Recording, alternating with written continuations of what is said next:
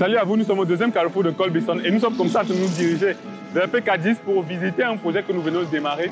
C'est une très belle opportunité, comme on n'en trouve pas souvent d'ailleurs. Restez donc jusqu'à la fin pour pouvoir découvrir l'opportunité et éventuellement la saisir. À tout de suite.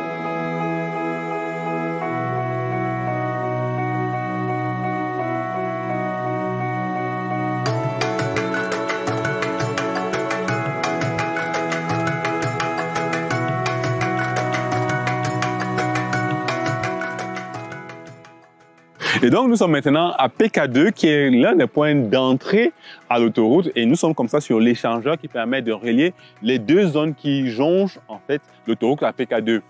À partir d'ici, nous ne sommes plus qu'à 8 km du site. Et donc, la prochaine étape, ça va être de se rendre au point d'entrée de la bretelle qui mène sur le site même. Continuez à nous suivre pour pouvoir découvrir la suite.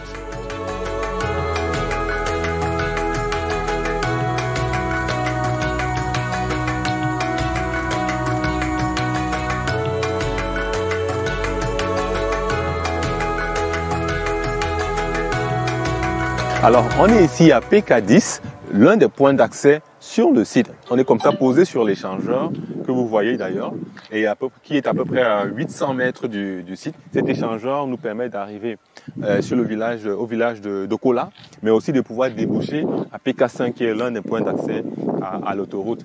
Alors, pour arriver ici, il y a trois façons de s'y prendre. Vous pouvez venir par Messassi en passant par Louboudi et puis Eyan et déboucher donc au point kilométrique 0, PK0 de l'autoroute. Ou alors venir par Mokolo, puis Colbison et puis arriver à PK2. Et puis il y a le tracé aussi qui est à PK5. Donc voilà les moyens de pouvoir arriver sur le site. Tout ça sur des routes goudronnées qui vous permettent donc d'arriver jusqu'au site.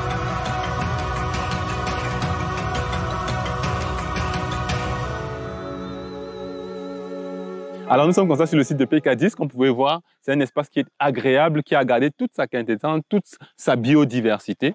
Alors des opportunités comme celle-ci, il n'y en a pas beaucoup, ça je peux vous rassurer. On a mis beaucoup de temps à pouvoir saisir celle-ci. C'est un espace hyper intéressant à plus d'un titre et donc moi je vais évaluer ce site sous trois axes. Donc le premier c'est son accessibilité, le deuxième c'est le potentiel de développement et puis le troisième c'est le coût. Alors pour ce qui est de son accessibilité, pour arriver ici, il y a trois routes qui nous amènent à l'autoroute et qui viennent de Colbison et puis une autre route qui va être construite au niveau de, je pense, Messassi ou Emana, un truc de ce genre, Messassi plutôt, qui permet d'arriver sur l'autoroute. Donc, quittant de la pose centrale en passant par Mokolo, et puis Colbison, vous arrivez sur l'autoroute. On est à PK10, bien sûr, à 10 km du point kilométrique 0 de l'autoroute, à 800 mètres dans la bretelle qui mène justement sur l'autoroute. Alors, ça c'est pour ce qui est de son accessibilité. Il y a diverses routes. D'ailleurs, cette route que vous voyez vous permet d'arriver au village de Ngouas et sur la route de Kola, qui est un autre village du centre. Donc, il y a plusieurs bretelles qui permettent donc de rejoindre le site.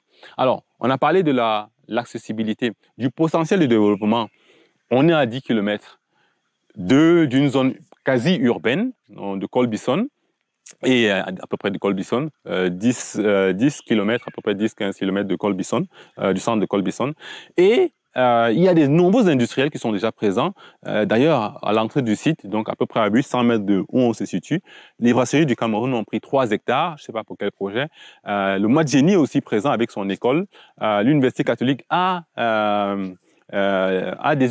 d'autres annexes de leur université dans la zone.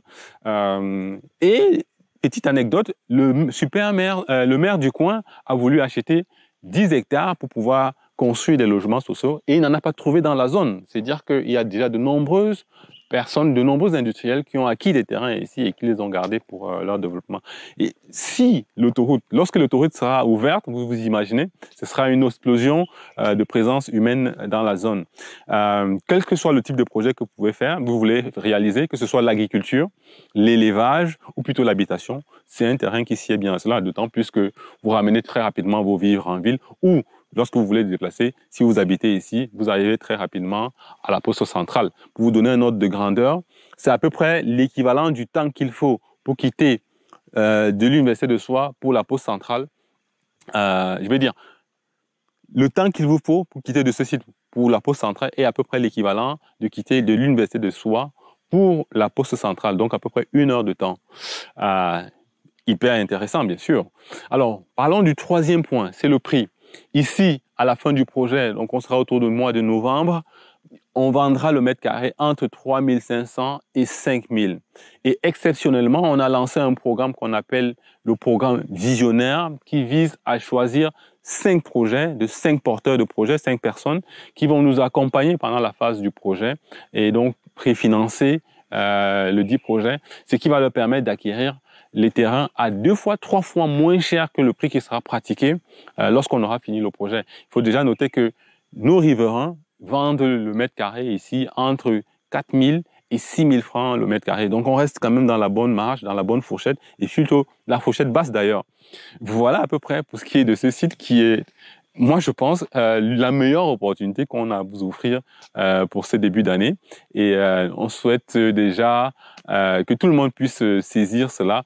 Déjà pour le programme visionnaire, donc les 5 personnes qui vont être présélectionnés, mais aussi ceux qui vont acquérir à la fin du projet, donc à partir du mois de novembre. Sur ce, je vais vous dire que si vous avez un rêve d'acquérir un projet, un bien immobilier, sachez que chez Xstate, you live your dream.